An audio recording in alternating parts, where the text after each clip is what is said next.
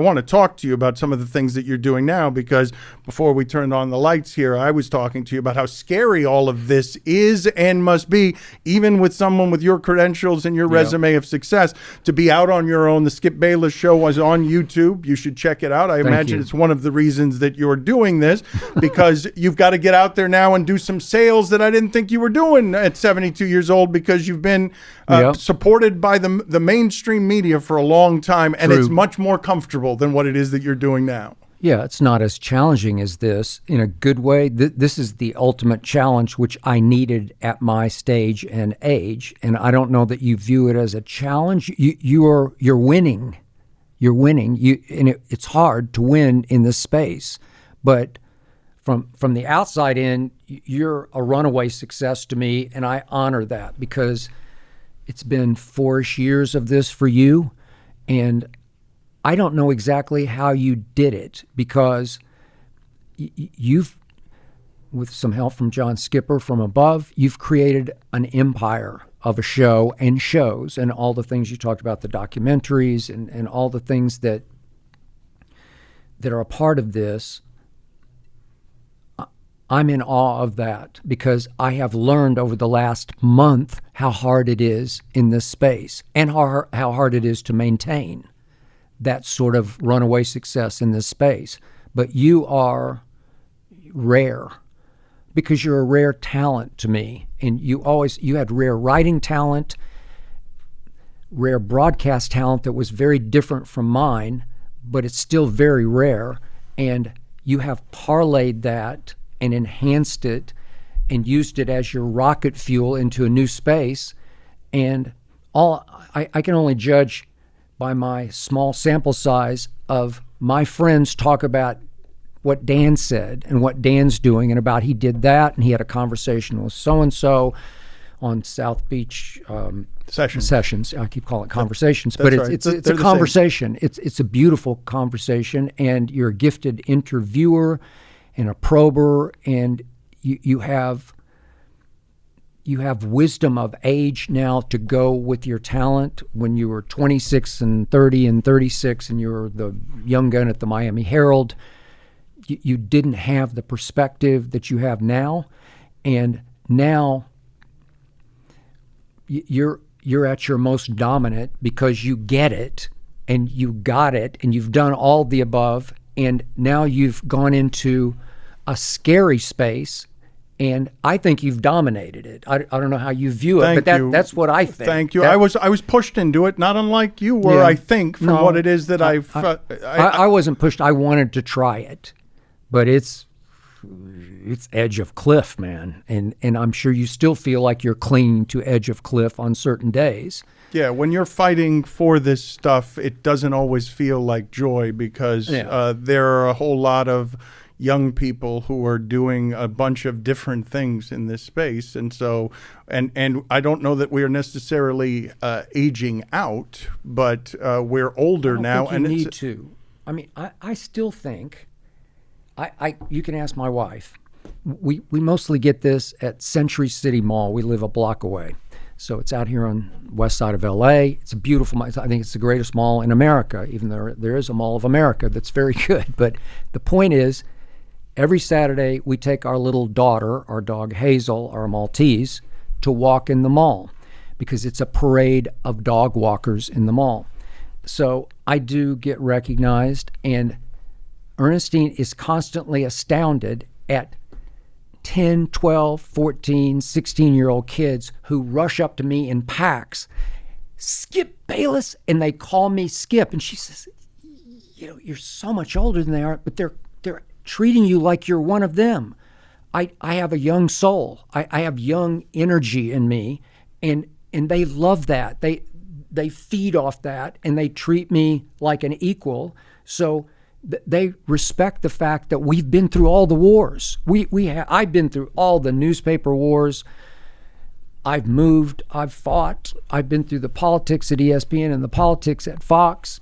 I plan to write a book about all of my wild ride, which I'm looking forward to doing, because it is wild. But the point is, you can still connect with the young viewers, the young listeners, the YouTubers, because they know you know, and they also know because you have a sort of a sillier side to you than I do, but they love that because you have a kid in you. I have a little kid in me still that I've clung to, and so your little kid comes through that microphone and through the visuals here, and it connects with the younger viewers because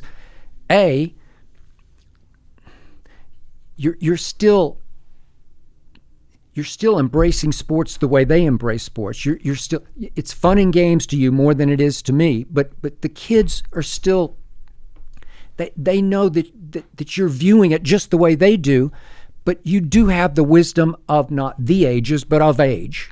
And you're not going to get aged out as long as your spirit stays, because it's like they always talk about, how did Brady last until he's 45? He didn't lose his spirit, because at certain points, I worked with Shannon Sharpe. He said, I got to 35, I just couldn't do it anymore because I got sick of the meetings.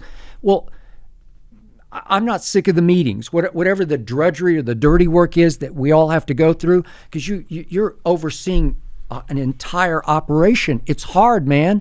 And at some point, you might say, I just don't want to do that anymore because that's not worth this, because you have to do all that to get to this, right? I mean, it's work. All of it is work. Forgive me on if I was ignorant in saying pushed into doing something. I was pushed into something I might not have chosen otherwise. The reason I assumed you were pushed into it is only because you were working with Shannon. It was very successful. And then Shannon left under circumstances that seemed difficult for both of you. Ratings started dipping after that. And then I wanted for you a goodbye show after 8 years. I thought if you've given 8 years of that spirit to a company, you should get to say a proper goodbye. Yeah. And so I just assumed if there wasn't a proper goodbye there, that there were more details there that I didn't know about. No, that was my choice. They wanted to do a proper goodbye. I just didn't want to do it because I wasn't retiring. I was starting. I felt like I was just beginning because I knew I was going into a scary space. But I had been planning that for at least a year because my deal was about to run out. And if you ask about regrets, I do regret that Shannon got pushed out before I left because I wanted to finish our concurrent contracts with a year to go, and then we could go our separate ways. And I figured we would because he was starting to have success in this space with his podcast while he was still at FS1.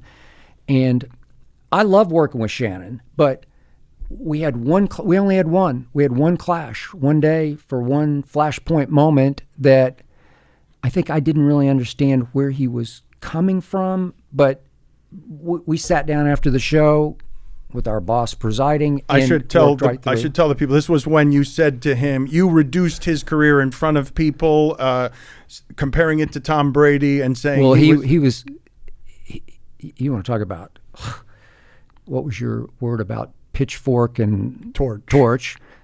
He was pitchforking and torching Tom Brady.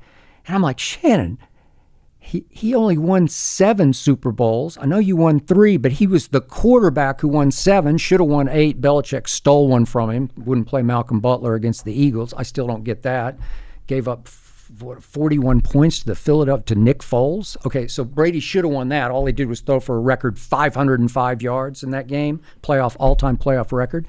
The point is that Shannon was so hard on Tom that I finally said, come on, man. He's way up here. And Shannon's saying, took his glasses off. Do you know I'm in the Hall? I got it, but you're not in this guy's universe because I told him nobody's in that universe. But it was disrespectful to tell him to put his glasses back on. Forgive me, I interrupted your story. You get together with your boss. It wasn't disrespectful because we didn't need to go there. Just put your glasses back on and let's continue, because I told you early on, as I'd shown Shannon from day one, my favorite line was, no punches pulled, but none thrown. We can't. If we get to the point we're going to throw punches across the table, they're all going to turn it off because nobody wants to watch that. They want to watch heated. They don't want to watch anger. Pure, unadulterated. Let's throw punches. Passion, anger. not rage. Yeah. There you go. Thank you. You're the wordsmith, right? So that was our only moment. And look, we're very different than Stephen A. and I, because Shannon and I went after it every day. We were competing because he played and I didn't, but I do know football, and I'll go toe-to-toe with him on X's and O's or whatever he wants to go with, because I worked hard at learning the game that he played. And I don't know about you, but over time, I often found that the people who played the game at the highest level didn't know the game as well as people who had to overachieve to play the game at a successful level. So what happened to Michael Jordan when he became the program builder, the team runner in Charlotte? He was the worst GM in the history of basketball. So the greatest player ever in any sport was the worst GM in the history of basketball. And it wasn't even close, because it was what it was like an 8-year disaster. Okay. So it's not impossible for me to, would you believe I was writing about Don Shula's Dolphins when you were, what? Were you even born yet? I don't know. Well, yeah, No, I was born in '68, but Okay. Don Shula's Dolphins in Was '72 and 72, yeah. '73. Okay, Yeah, 'cause you were at the Miami Herald when I you were was. early 20s. I was straight out of school, 22. I was at the Miami Herald. So I learned some from Don Shula, but I learned a whole lot from Bill Walsh and Tom Landry and Jimmy Johnson and Dave Wannstedt and Norv Turner and on and on and on. I'm pretty good at football. I'm good enough. I'll go on live TV with anybody who played football, and I'll go back and forth. I don't know the jargon that Shannon would use, like 22 man and bomb blitz and all, whatever the Denver jargon was, but I know what it was. I know what those plays are, and I know what they look like. And so this is what you would call, quote unquote, go for the throat debate, where we got after it day after day after day, 5 days a week. I loved Shannon Sharpe because he came to work, man. Oh, he works hard. Hey, he still works hard. He came prepared, and he came ready for battle. But I interrupted you on Yeah. what the remorse was. You were going Oh, down well, I wish we could have finished together. Okay. You know, that I had nothing to do with him getting pushed out the back door, but he did get pushed out. So I was dumbfounded, and I fought for him, and I lost, because that's way over my head. I didn't have that kind of power. And I don't know what transpired between him and the people upstairs, but he was out.